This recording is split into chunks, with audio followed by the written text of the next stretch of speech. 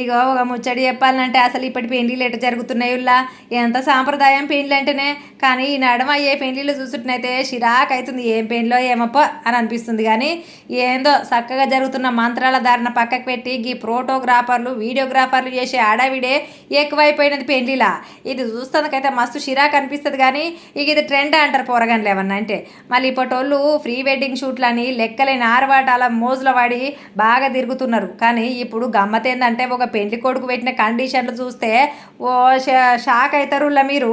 కట్నం వద్దు నాకు, ఈ 10 కండిషన్లు కావాలి నాకు అని అన్నాడట. మరి ఏందయ్యా పెళ్లి కొడుకని 10 కండిషన్లు అంటే, పెళ్లి పిల్ల మాత్రం నా 10 కండిషన్లకు ఒప్పుకున్నానని ఓకే చెప్పి బొమ్మ పెట్టాలి అని అన్నాడట. ఇక గదే మెసేజ్ ఇప్పుడు సోషల్ మీడియాలో అయితే మస్తు గిరికలు కొడుతున్నదుల్లా. అది ఇప్పుడు మరి ఆ 10 కండిషన్లు ఏందయ్యా అంటే, నో ప్రీ వెడ్డింగ్ షూట్, అదంతా వద్దు నాకు. లెహంగాట ఈ గట ఆట అని ఏ వద్దు నాకు, మామూలుగా చీరనే కట్టుకోవాలని అన్నాడట. ఇక సంగీత్ కూడా సాంప్రదాయబద్ధంగానే జరగాలి. దండలు మార్చుకుంటప్పుడు ప్రశాంతంగా ఉండాలి.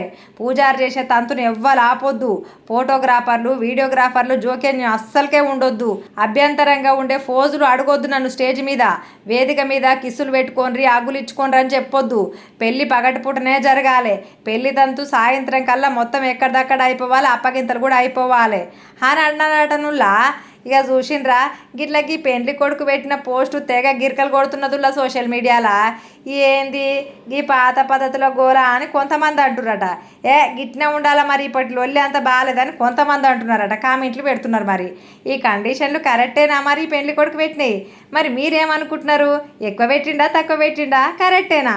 మీరేమనుకుంటున్నారో నాకు కామెంట్ రాసి పంపిండ్రి, నేను చూస్తా. గిది మరి ముచ్చటైతే.